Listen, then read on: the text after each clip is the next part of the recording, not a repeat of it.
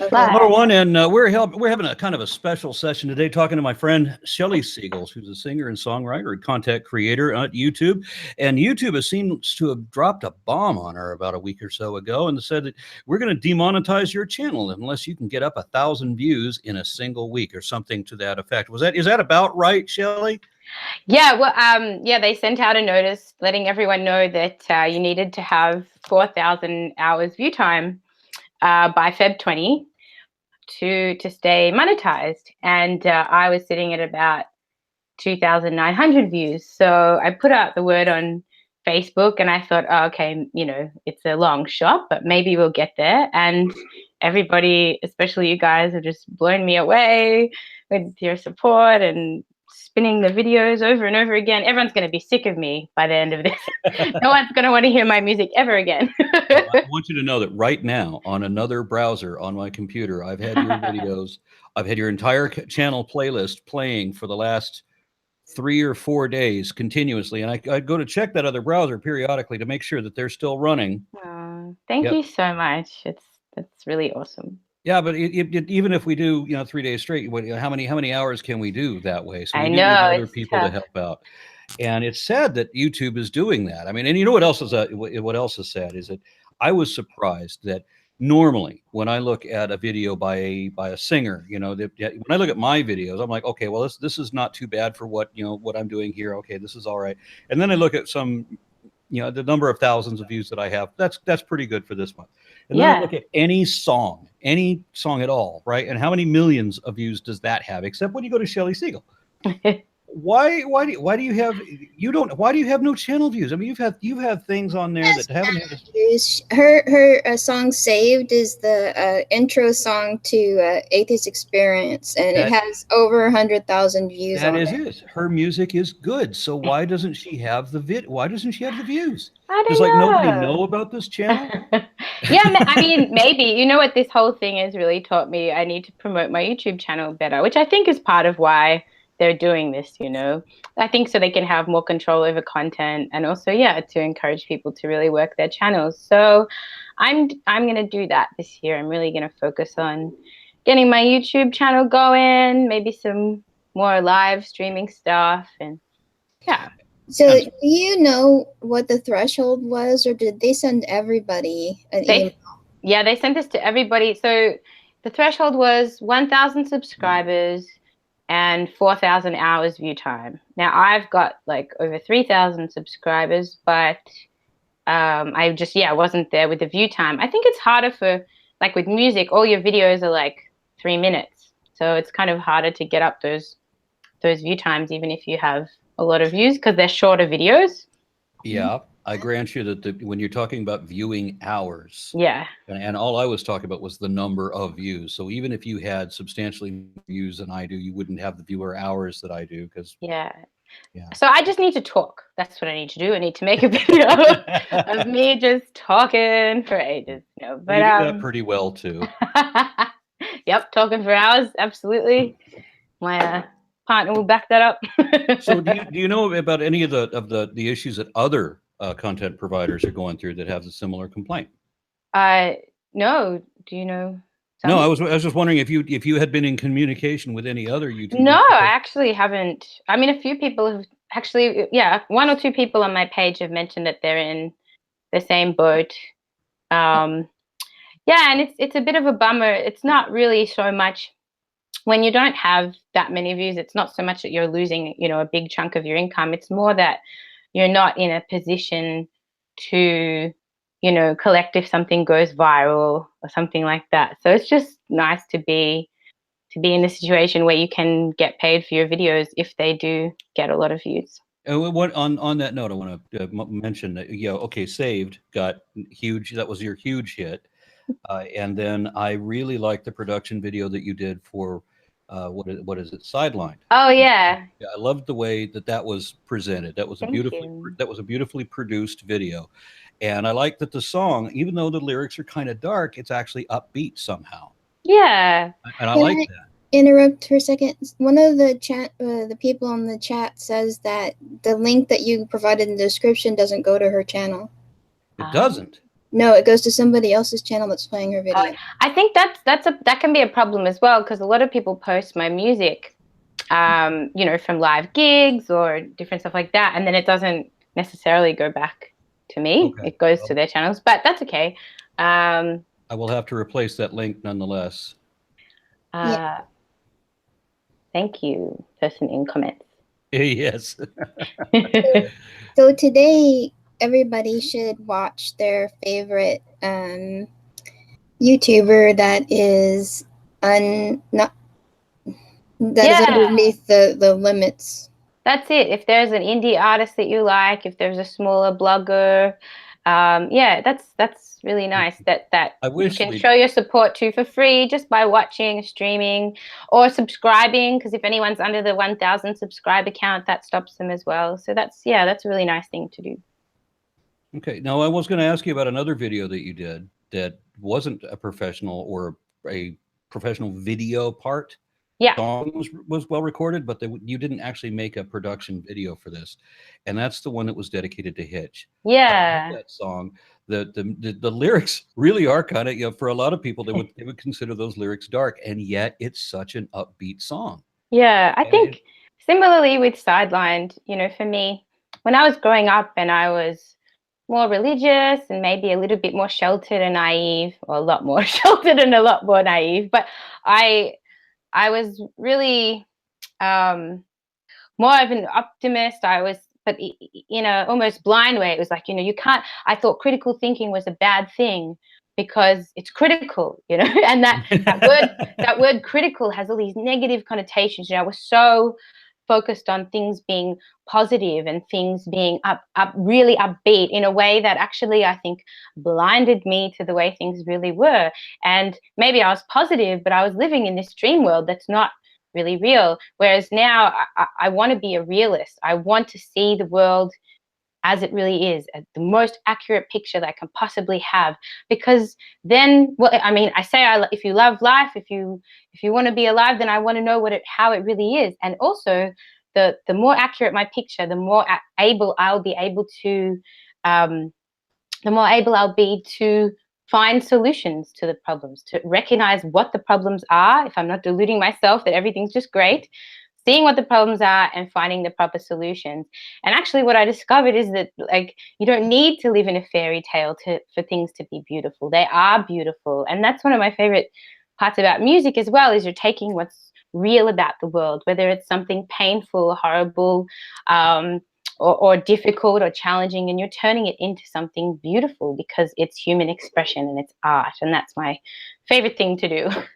Now, down or emotionally depressing music can be good too. I'm a huge fan of blues, you know, the old style of blues. Yeah. And obviously that went somewhere. You know, there's whole other genres of music that are based on that. Yeah. And in that genre, there was one singer who, unlike you, didn't have the beautifully crisp type voice that you have.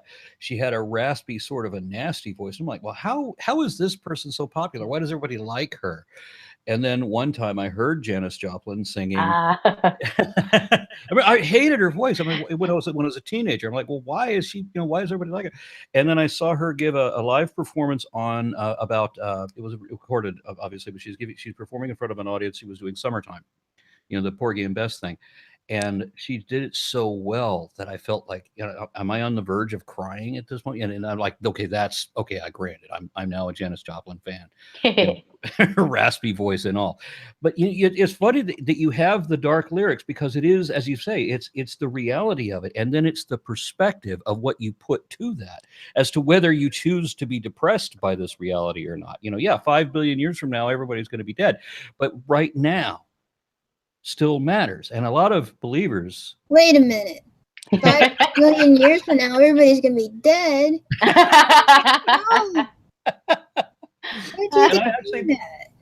I actually did hear a minister say, and I'm not kidding about this, I heard a Christian minister tell his own congregation that if we can't still be alive, and if what matters now doesn't matter 5 billion years from now, then it doesn't matter now either. And he said, he told his congregation that if they couldn't live for absolutely forever, then there was no reason to minimize suffering or to prolong life. No. It was just the darkest, most morose. I don't know what kind of music he's listening to. I'd rather hear yours. I can play that song if you like. I would love to hear that because that's my new favorite from you. Oh, thank you. Yeah, this song was really inspired by Christopher Hitchens. I dedicated it to him, but it was also like, it was really inspired by his words. So I was listening to him a lot when I first left my religion, and he just put these ideas so beautifully. And yeah, talked about the end of the world, but it didn't make me feel depressed. It made me feel small and big at the same time. And so this is Apocalyptic Love Song.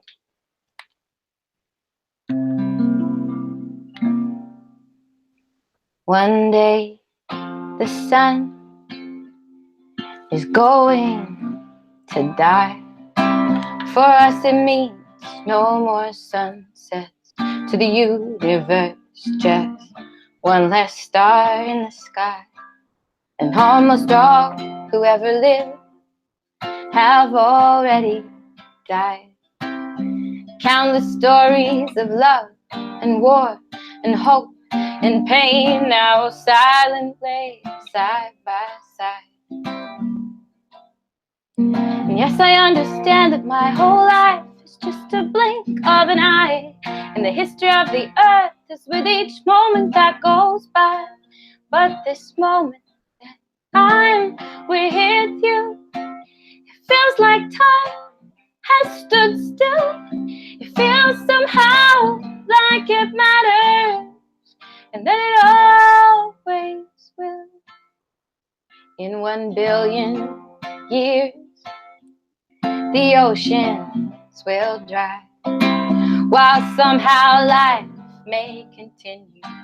It will not be known to you and I. To think we are so important is an obvious crime. We know that we are specks on a tiny dot, hurtling through space and time.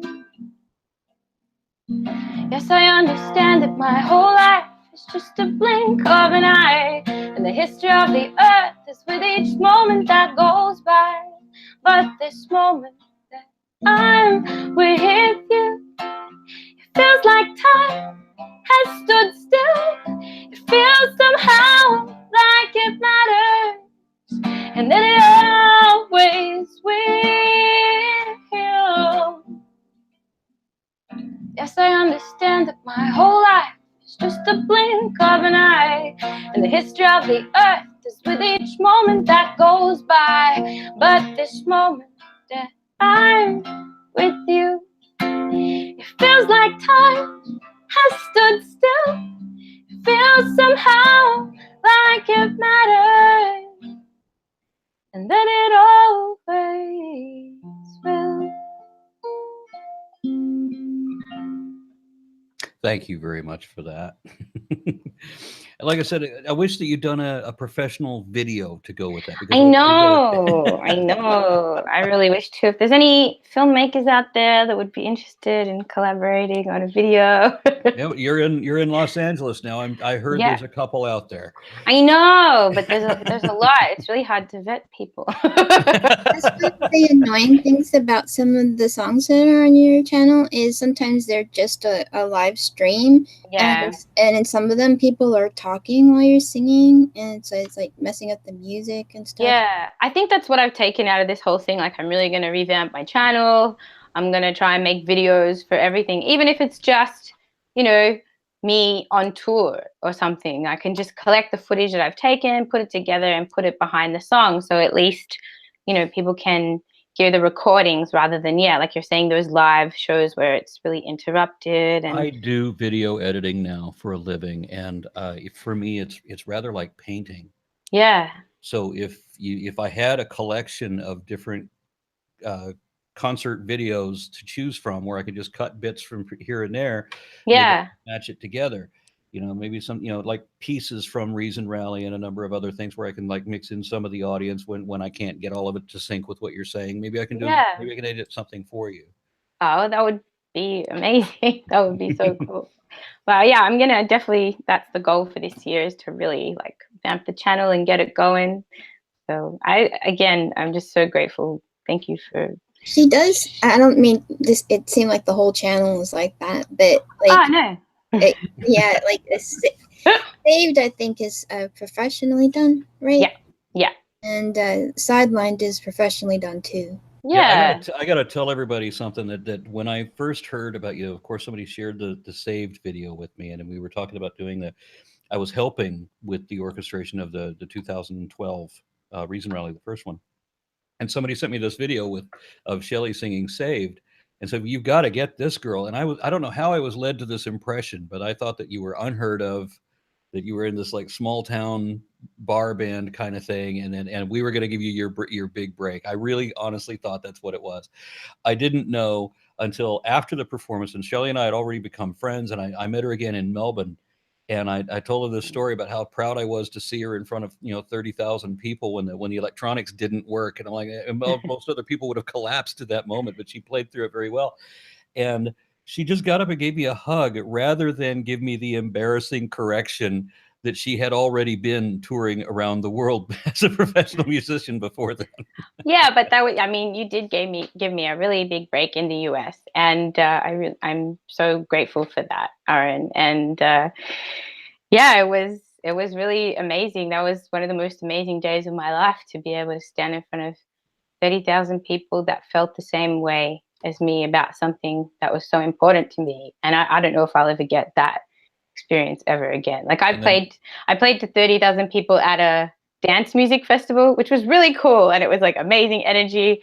But it's a different thing as a artist activist to play to people that are there for the reason that you're there as well. It was once in a lifetime experience. Yeah, and besides, religion has enough music already. I mean, for irreligious people have so few songs that we can really be proud of.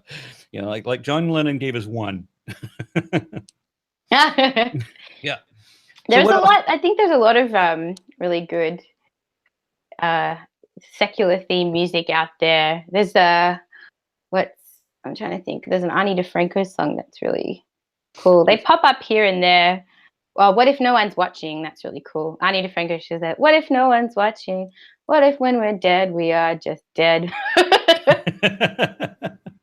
Pretty cool stuff. I haven't heard any kind of pop music. I mean, honestly, I think I turned the radio off like 10 years ago, at least, probably longer.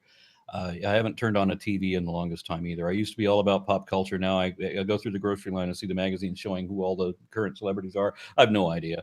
I've never heard of any of these people. Yeah. Yeah, there's a Kardashian. What the hell is she famous for? I don't know. There's some rock that they're singing anti-God things. Like there's a new song. I mean, you're not necessarily. Well, some of your songs are anti-God. Yeah, but like there's a new song by I think A Perfect Circle called "Doomed" about the Beatitudes. How there's a new beatitude if you want to be blessed. The Beatitudes were blessed are the poor, blessed are the meek, and the righteous. And really, that's not how the way the world works. Those types of people are doomed. Yeah. Yeah. And what's that? First Aid Kit. They're like a folk pop act. They have that song "Hard Believer," which is pretty cool. I think they dedicated it to Richard Dawkins. They said he inspired it. Who else? What about that Hosier song "Take Me to Church"? I feel like that has some subversive, anti-religious lyrics, or it may just be the feel of it. Yeah, I meant to say anti-religious because like we don't believe in God, so how can you be against something you don't believe in? Yeah. I believe the artist's name is Anthony David. I don't know about what his other music is like. He did one called "What God Said," which is a very good example of from music from the atheist perspective. I thought where you talk about the hypocrisy of people saying, "I'm not doing it, I'm doing what God said," and he's talking about all of the tragedies being done in the name of God. Yeah. But a little bit down from your stuff.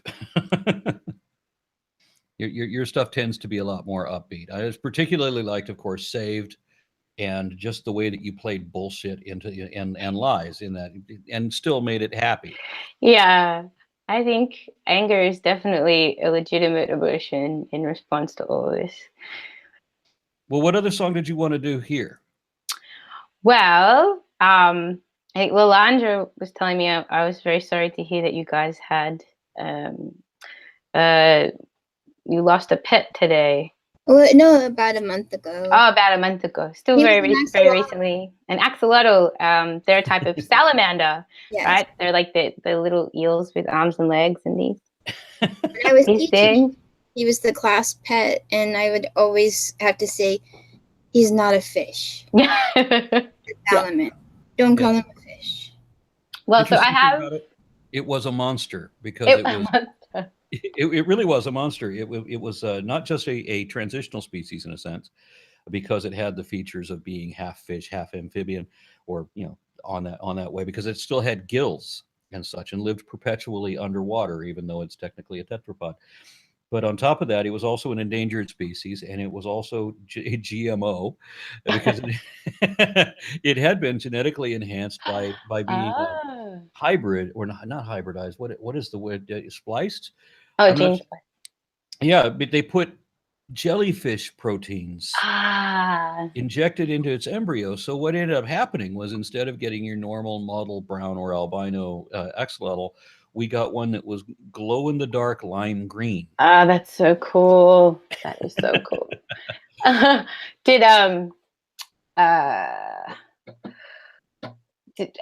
do you think like anti-GMO people will deal with that problem of like, well, they're prolonging the life of endangered species, but they're genetically modifying them? It'd be quite a conundrum. Anti-GMO endangered animals. Yeah, I'm not myself sure how I feel about that. I mean, Yeah. Someone said in the chat to do an angry song, and the salamander song is an angry song. It is an angry song, isn't it? Okay. So I was working in the market selling socks on this particular day. That was the inspiration for my song. And I was selling socks opposite this live fish stall, and they had fish as pets that they were selling, but they also had salamanders. They had these axolotls. And I spent more than the money I made at the market that day, and I bought myself a salamander. I was in a pretty bad mood. I just had a really awful breakup that week, and I thought, okay, I'm going to get myself a new friend and I'll feel better. So I bought the tank and the rocks and the worms and the little plastic castle and the net and the water treatment and the filter, just all this stuff, and the salamander himself. And I had him in a bag, and I came home to my family who I was living with at the time, and I said, quick, guys, look what I got. Mom, Dad, and my brother gather around the bag. We open up the bag, and he was dead. So I wrote this song about my dead salamander and my ex-boyfriend. And this is called the Salamander Song.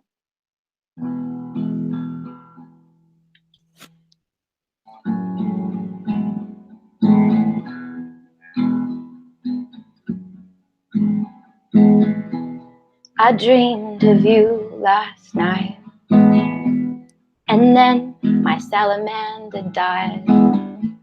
I wish that you had died instead. Then maybe I could start to forget, and I would have had a pretty cool pet. But now my salamander's dead. Oh, salamander, if we could only go back to before. 'Cause you won't be eating fish again, and I'm not getting laid anymore. Would have named him after you. You both seem to have the same shit to do. Just sit around in your room watching your life go to waste. And just like you, he would have been a distraction to pacify me with my own inaction. It feels like all my efforts being misplaced. Oh, salamander, if we could only go back to before. wish again, and I'm not getting laid anymore. I wanted to bury him in the park, but I couldn't be fucked waiting for it to get dark. Had to do something soon before the smell settled in. It hurt that you weren't there to hold my hand. I guess not everything can go as planned. So I put him in a shoebox and I threw him in the bin. Oh, salamander, if we could only go back to before. 'Cause you've been left out in the trash, no one's pinning me against the shower door. Maybe it's not in good taste to tell myself you are both easily replaced. But what else can I do to make myself feel better? Oh, salamander, maybe I should go and buy myself a mouse. Or maybe I should tell my friends that I don't mind if they go and egg your house. When my salamander died, it reminded me how shit I feel inside about losing you. Yeah, when my salamander died, it reminded me how shit I feel inside to be losing you. I wish that you had died instead. Yay. Bitter much. That's it, exactly. I wish we had done something earlier.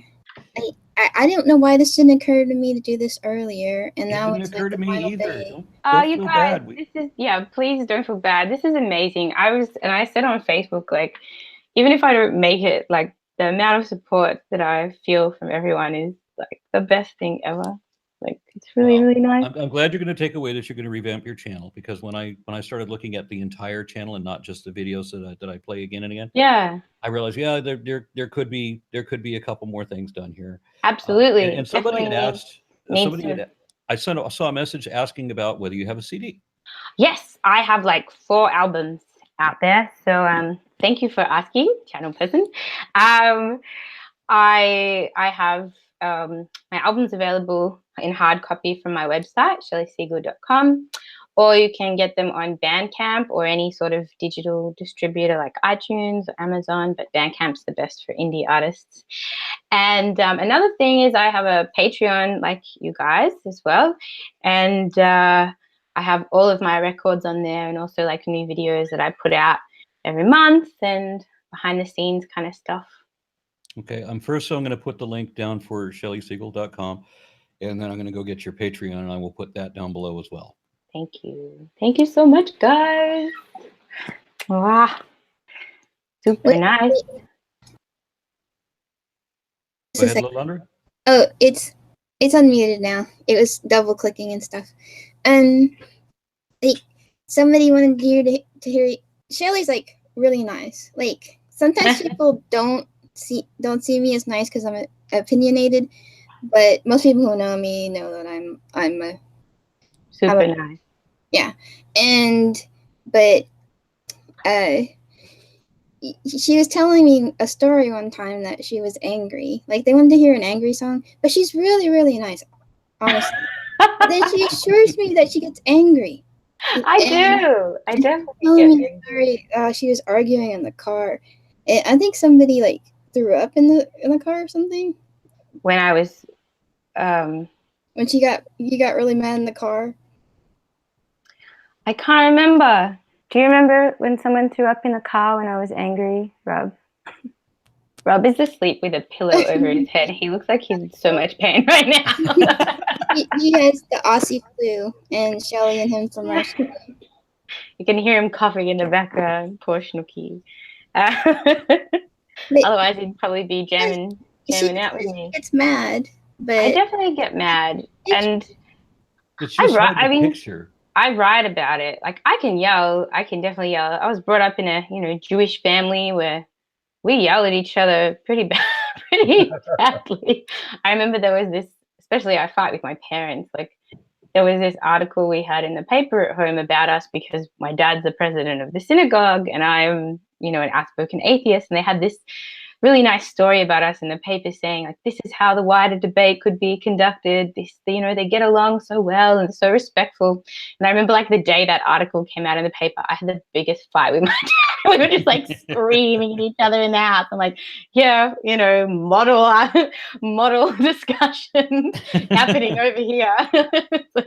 No, I can definitely get angry, and I think I think it's good to be nice, but also it's good to be able to vent your frustration and be straight sometimes. Like sometimes I'll find something frustrating and I'll kind of hold it in, and then you only let it out when you're so angry, and that's not good either because then you're not really in the best situation to like give a pressure cooker. Yeah, give the best feedback. So I'm trying to be more direct when I'm not happy with someone's behavior. Someone's like, what kind of mad? Locked in a basement mad? What kind of mad when you're mad? Mad like yelling. Like I can yell really. I get really worked up and I yell, I think, when I'm angry. So not like mad scientist, mad maniacal? No. Or actually I'll lock myself in a room and write music. That helps a lot too. Maybe that's why I'm not angry all the time. What kind of music? Rock music? Yeah, rock music, everything. I'm trying to think what was the last sort of, like I wrote Saved when I was really, really angry. That was an angry song, you know, and it's got swear words in it. And when I was recording that song in the studio, we ruined a take because the drummer started laughing because when I sang that bullshit line, like, you know, when are you going to open your eyes to all the bullshit? He said, like, I was so angry that I spat everywhere when I was singing and he was laughing too hard. We had to like do the take again. Maybe I can play a song. This is like a new song if we have time for another song. Yeah. So this is a brand new song, like no one's really heard this before, but it's now, sort of time. Are you wanting to close out with this song? So people can get over to your channel and watch your stuff? Yeah, actually that would be okay, so cool. when everybody gets off this, you know, the links should be down below now. You click on her channel and please watch her stuff and share with everybody because we want to see if we can get enough hours so that so the YouTube doesn't demonetize her because, you know, whatever. And so next year when my channel is like really dope and upgraded. Do they still say that? And really, well, my friends in LA say that, so I was like, oh, I've picked it up from them. I come home to Australia now with all these like words that I've picked up here, and everyone just like shakes their head at me. Like I say restroom all the time. I say like, oh, go get some gas, and everyone's just like, nah, what are you doing? The last time we were together, we had dinner at what was it? Was it the whiskey? No, it wasn't. It was the Rainbow. Yeah, we went to the Rainbow Bar and Grill. So I mean, there I am meeting at this famous rock and roll bar, and I was with a professional DJ and a professional musician. Yeah. But I think everybody thought you were the rocker. Perhaps. All right. I'm waiting to hear. Cool. So this is like a new song, and this is a song I wrote when I was angry and also upset. And it was sort of when everything was happening, when Black Lives Matter was really in the news last year, and you know, people are talking about you know, just responding negatively to that instead of like taking the message on. And it was really frustrating to watch. And I felt like, what, you know, I didn't feel like I had the right thing to say. And so I'm thinking back, like, what is the right response when we're seeing suffering of others in front of us? How do we respond? And I looked at, you know, my background, my upbringing, my tradition was on the Bible. What does the Bible say? Like, well, an eye for an eye. That's a pretty shitty response to suffering, to violence. What else? And I thought back to the Seder. I had this like flashback to the Passover Seder for anyone that's familiar with like was basically Jewish Easter. And we retell the story of Exodus every year with my family. I call it a fairy party, but they call it Passover. And we retell this story. And there's one part where we talk about the suffering that the Egyptians went through. So basically, for those who don't know the story, there was a pharaoh and he was holding the Jews as slaves, captive, and God sent Moses to say, let them go. And Pharaoh said, no, I won't let them go. And so God unleashed a torrent of plagues, 10 plagues in total, on the Egyptian people that, got worse and worse, culminating with the death of the firstborn in every Egyptian family. So an innocent person. But actually in this story as well, it says that God hardened the heart of the Pharaoh. So he didn't even really give him the opportunity to comply with his request. He hardened his heart. So I don't think that's particularly moral anyway. But then, so what we do as modern Jews to remember the suffering of these people is we take one drop from our wine and we put it on the side of our plate for every plague. And we sing this little sing-song verse where we list off the plagues as we dip our fingers in and out of our glass of wine. And I just think, it's symbolic, but there's not much behind it. It's not much to lose to give up one drop of wine. And there's not much thought behind it actually either. I feel like the way that we sing this song and this happy, upbeat melody, I feel like it's a ritual that was supposed to make us think about the suffering of others, but it doesn't, because we sing it and we go, blood, frogs, wild animals, and lice, darkness, the death of the firstborn. And everyone sings it like that, the death of the firstborn, in this like really happy sort of voice. And so all this came into my mind when I was trying to think about how we respond to suffering. And so I started the song with the beginning of that chant from the Passover Seder. And this song is called Blood.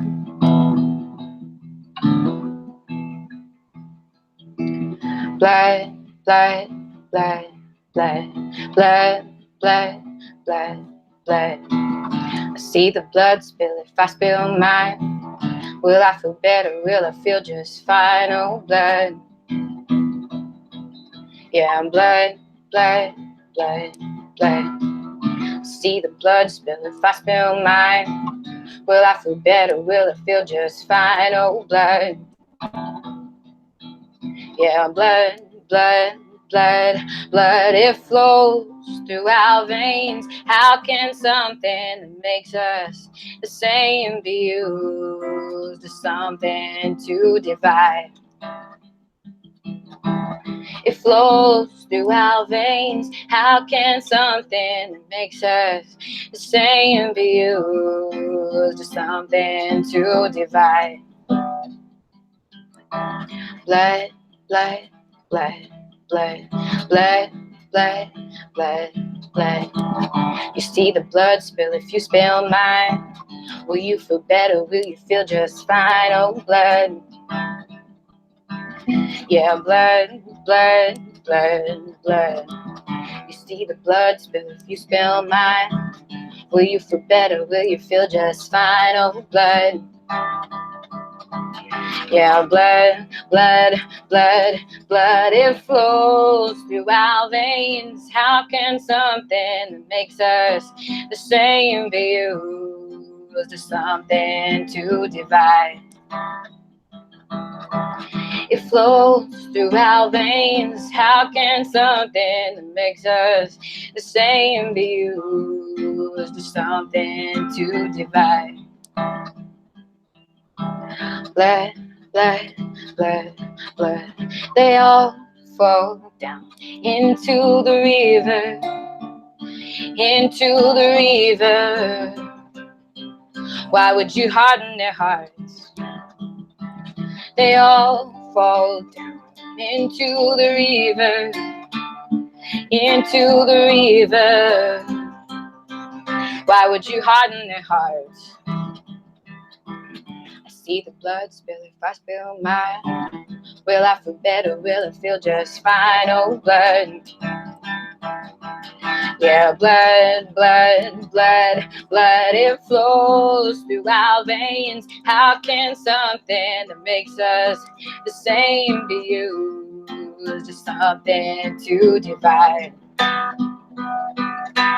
It flows through our veins. How can something that makes us the same be used as something to divide? It flows through our veins. How can something that makes us the same be used as something to divide? It flows through our veins. How can something that makes us the same be used as something to divide? Blood, blood, blood, blood, blood, blood, blood, blood, blood. Okay.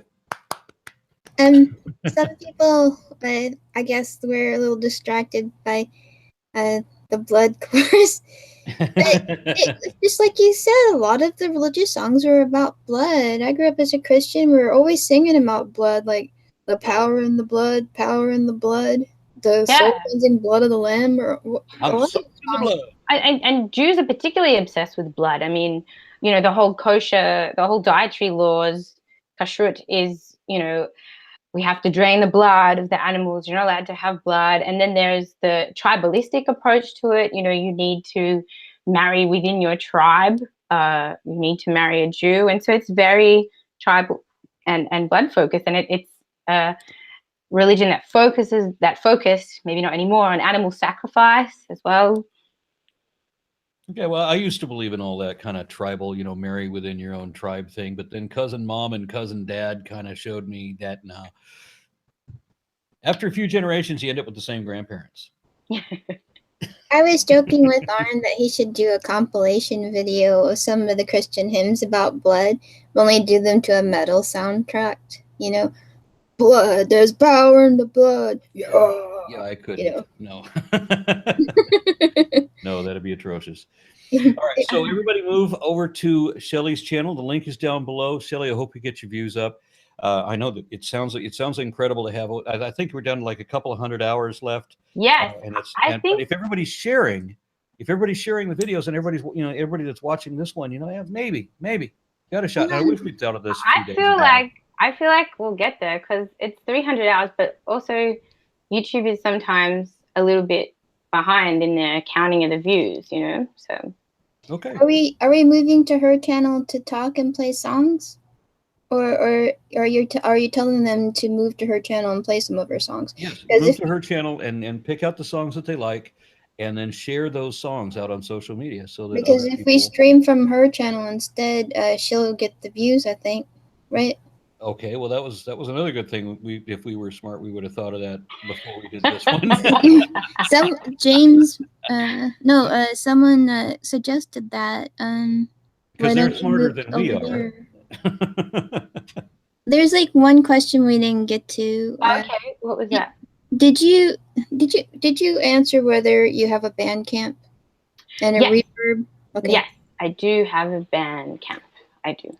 And I'm not familiar with those platforms. Do you find it by your name? Yeah, you can just go to bandcamp.com/Shelley Segal or go to bandcamp.com and type in Shelley Segal in the search bar. Okay, so our friend Philip May, he says, we're witnessing the birth of a new youth movement this week surrounding the need to solve the gun violence problem in our society. Yeah. They could use some good songs. Do you have any ideas? Do you have an angry song? And you just sang about blood, and there's been a lot of blood. Yeah. Stuff. There's one song that comes to mind immediately, and that's Ani DeFranco's song "To the Teeth." It's called, and it's really, really powerful. It talks about, I think the last chorus, she just starts singing "Open fire on the NRA, open fire on every, senator that's getting his dick sucked by a weapons manufacturer." It's that's called TUTEA. To the teeth.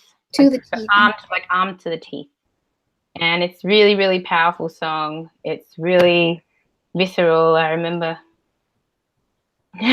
crying, driving down the road, crying to it in my car. Like, yeah, You're from Australia, and they had a mass shooting how long ago? And they changed the laws, and they haven't had one since. Yeah, I mean, I think that was in the 90s. Was the Port Arthur massacre. There was one, major massacre, and it was a right-wing government in charge, and they made that move to ban all firearms. They had like a buyback scheme, so you could get paid to give back your guns, and it was really effective. We have not had a massacre since then.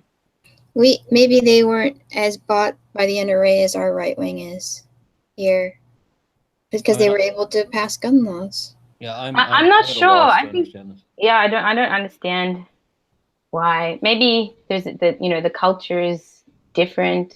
Maybe there were less guns in Australia. I mean, I can understand that, wanting as an American to be able to buy X item because I want to have X item for whatever reason. I can understand that. But what I don't understand, and there's a couple of guns I could actually see that would be, I would like to have for collector value, or because I just think they're kind of cool, because this item to put over my mantle to be proud that I own that, and not take it apart so that it's not a gun anymore. It's no good if it's not a gun anymore. It's like buying a sword that's made out of plastic. It should be a real thing. I understand that, but the idea that people like Alex Jones that say that they've got 50 guns in their house because they've got to protect themselves. Yeah. That I don't get.